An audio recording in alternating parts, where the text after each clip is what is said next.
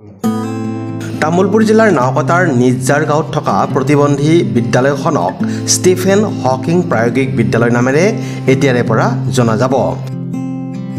ইৰডা ট্ৰাষ্টে অঞ্চলৰ ৰাইজ তথা প্ৰতিবন্ধী ছাত্ৰ ছাত্ৰীসকলৰ লগতে শিক্ষানুষ্ঠানৰ শিক্ষক শিক্ষয়িত্ৰীসকলক বিভিন্ন ধৰণে প্ৰতাৰণা কৰি অহাৰ অভিযোগ উত্থাপিত হৈছে।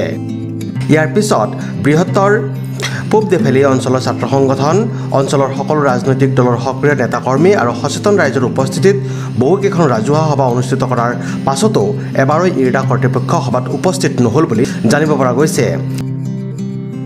সেয়েহে ছাত্ৰ ছাত্ৰীসকলৰ ভৱিষ্যতৰ কথা চিন্তা কৰি অঞ্চলৰ সকলো পৰ্যায়ৰ চিন্তাশীল ৰাইজে গঠন কৰি দিয়া নতুন সমিতিখনে জিলা উপায়ুক্তক অৱগত কৰি আৰু জিলা সমাজ কল্যাণ বিষয়া তথা স্থানীয় কাৰ্যবাহী সদস্য ৰণেন্দ্ৰ নাৰ্জাৰীৰ লগতে সমাজৰ আগশাৰীৰ ব্যক্তিসকলৰ পৰামৰ্শ মৰ্মে স্থানীয় আৰক্ষী চকীক অৱগত কৰি প্ৰতিবন্ধী ছাত্ৰ ছাত্ৰীসকলৰ অভিভাৱক অভিভাৱিকাসকলৰ আবেদনৰ ভিত্তিত বন্ধ হৈ থকা ইৰডা বিদ্যালয়খন পলমকৈ হ'লেও আজিৰ পৰা নতুন শিক্ষাবৰ্ষৰ পাঠদান আৰম্ভ কৰা হ'ল।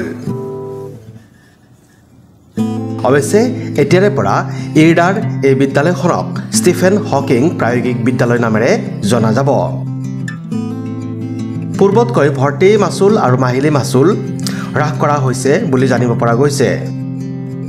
ইয়াৰ লগতে 4জনকৈ নতুন শিক্ষক শিক্ষয়িত্ৰীক নিযুক্তি প্ৰদান কৰি তেওঁলোকৰ পাৰিতোষিক বৃদ্ধি কৰি শুক্লা চেবাং পৰিষদীয় সমষ্টিৰ কাৰ্যবাহী সদস্য ৰণেন্দ্ৰ নাৰ্জাৰী আৰু বিশিষ্ট সমাজকৰ্মী দিব্য কাশ্যপৰ আৰ্থিক বৰঙণিৰ জৰিয়তে সকলো সদস্যই প্ৰতিজ্ঞাবদ্ধ হৈ আগবাঢ়ি আহি আজি শিক্ষাদান কাৰ্য শুভ উদ্বোধনী কৰা হয়। Desk report news express Assam.